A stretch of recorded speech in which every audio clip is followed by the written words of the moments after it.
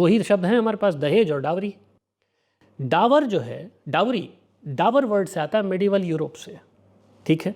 और इसका अर्थ ये होता था कि जब शादी होती थी मेडिवल यूरोप में तो स्त्री के पास जो कुछ भी होता था वो पति का हो जाता था, ठीक है। हमारे यहाँ ये समस्या नहीं थी, ये सिस्टम नहीं था। ये मेडिवल एरा में 300-400 सालों तक या और भी अधिक वर्षों तक ये हुआ है। वहाँ लॉ ऑफ कोवर्चर कहलाता है।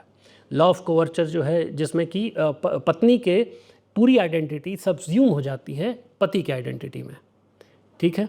तो यहाँ तक कि पत्नी अपनी ज़रूरत के सामान भी नहीं ले सकती दुकान से। अगर उसने कुछ ले लिया और उसका पेमेंट करना है तो पति पेमेंट करेगा, और अगर पति ने अप्रूव नहीं किया है तो वो पेमेंट नहीं कर सकती। इस तरह की स्थिति बनी थी।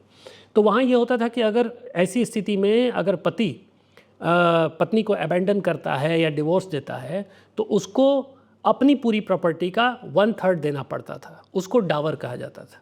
अब यहाँ पे आपने देखा वहाँ से जो आया वो 100% इसका हो गया। अब जो टोटल है उसमें से सिर्फ 1/3 ही उसको देना है अगर उसको वो त्यागना है या डिवोर्स करना है। तो आप कुछ मत करिए, गूगल पे जाइए और डावरी के डेफिनेशंस खोजिए और दहेज के। दहेज शब्द की उत्पत्ति अगर आप टाइप करेंगे तो आपको मिलेगा ओरिजिन अरबी, उसके ट्रांसलेशन मिलेंगे डावरी, लेट, डावर, पोर्शन वगैरह वगैरह, ठीक है। उसी तरीके से जो दहेज शब्द है, उर्दू में जहेज़ है और अरबिक पर्शियन में जहीज़ी है, दाज है पंजाबी में।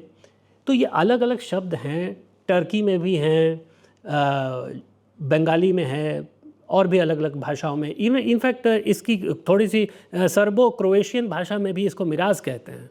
तो पॉइंट इज़ कि ये इस तरह की कुछ व्यवस्थाएं थीं, राइट। और उसको हमने मान लिया कि नहीं साहब दहेज तो बिल्कुल भारतीय, विशुद्ध भारतीय, और दुनिया में और कहीं दहेज का कोई सिस्टम नहीं है, डावरी नहीं। जबकि फैक्ट ये निकल के आ रहा है, जब आप देखेंगे एक डेफिनेशन मैं पढ़ के आपको सुनाता हूँ। डावरी ये एटिम ऑनलाइन यानी एटिमोलॉजी ऑनलाइन, एटिम ऑनलाइन, ये कहते हैं origin and history of dowry में डावरी circa 1400 यानी 15वीं शताब्दी से ये शब्द आया है। मनी, गुड्स और estate which a women brings to her husband in marriage from Anglo French dowry, old French douaire, dowry, dower, gift from medieval Latin, ठीक है। फिर आगे है डिटेल्स उसके। तो आप सोचिए कि ये शब्द डावरी और दहेज दोनों ही हमारे यहाँ नहीं हैं।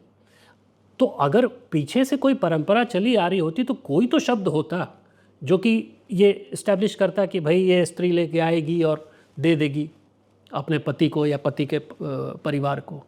हमने बात की कि जो इधर के हैं मिडिवल यूरोप और यहाँ से ये शब्द आए हैं, और अरबिक, पर्शियन, उर्दू, ये इनका जेनेसिस है, दोनों शब्दों का, दहेज और डावर। तो हमारे यहाँ क्या था, अयोध्या कांड वाल्मीकि रामायण में जो 6वां श्लोक है उसमें शब्द आता है कन्या धनम मनोत्तमम, कन्या धनम उत्तमम। श्लोक है ददौ राजा सुसंहृष्ट कन्या धनम उत्तमम दत्वा बहुविधम राजा समनुज्ञाप्य पार्थिवम। यानी इसका ट्रांसलेशन क्या है, इस प्रकार मिथिलापति राजा जनक ने बड़े हर्ष के साथ उत्तमोत्तम कन्याधन। अब यहाँ पे जो ट्रांसलेटर है हिंदी का, कि ये गीता प्रेस की प्रति से मैं कोट कर रहा हूँ, जो ट्रांसलेटर उन्होंने ब्रैकेट में दहेज शब्द यूज़ कर दिया।